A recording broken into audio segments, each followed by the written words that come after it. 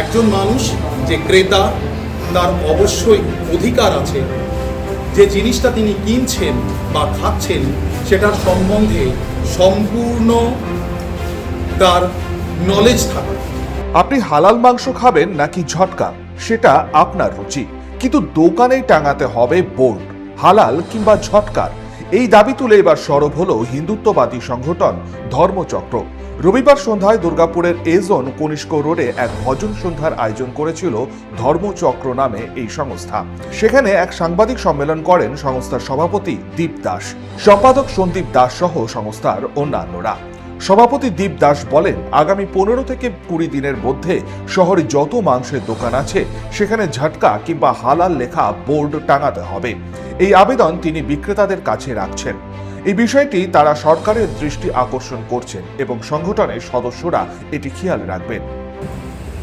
বিগত বেশ কয়েক বছর ধরে আমরা দেখছি বিভিন্ন অংশে আমাদের শহরের বাইরে যে মাংসের দোকানগুলি আছে সেগুলিতে কোনো বোর্ড ব্যবহার করা হয় না।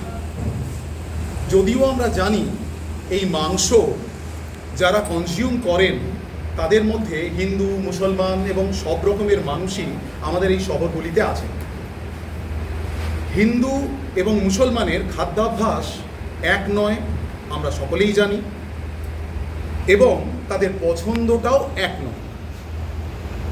মুসলমানের জন্য হালাল এবং হিন্দুদের অর্থাৎ আমাদের জন্য হালাল নয় যেটা ঝটকা বা বলির মাংস। কিন্তু আমরা যে সমস্যা দেখতে পাই, কোনো মাংসের দোকানেই আমরা ঠিক মতন বোর্ড দেখতে পাই না। যে বোর্ডগুলো মানুষকে সচেতন করতে পারত হালাল না ঝটকা, এই বিষয়টা মানুষের কাছে অন্ধকার রেখে দেওয়া হয়।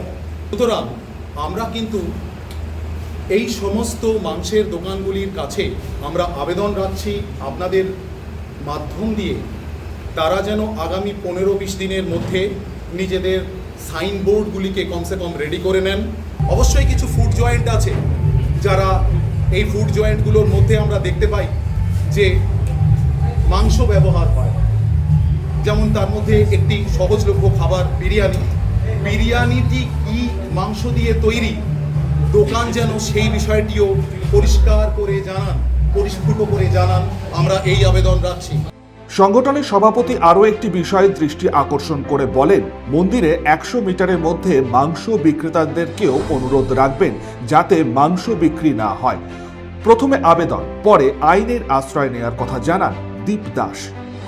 আরেকটা জিনিস আমরা আমাদের কর্মীরা গিয়ে আবেদন রাখবেন, সেটা হলো মন্দিরের 100 মিটারের মধ্যে, হিন্দু মন্দিরের 100 মিটারের মধ্যে খুব দৃশ্যত, খুব কটু যেখানে মাংস কাটা হচ্ছে, বদ রক্তের গন্ধ সেখানে পবিত্রতাকে নষ্ট করে, এটাও কিন্তু আমরা খেয়াল রাখবো এবং আমাদের কর্মীরা গিয়ে সেখানে আবেদন নিবেদন দিয়েই শুরু করবে।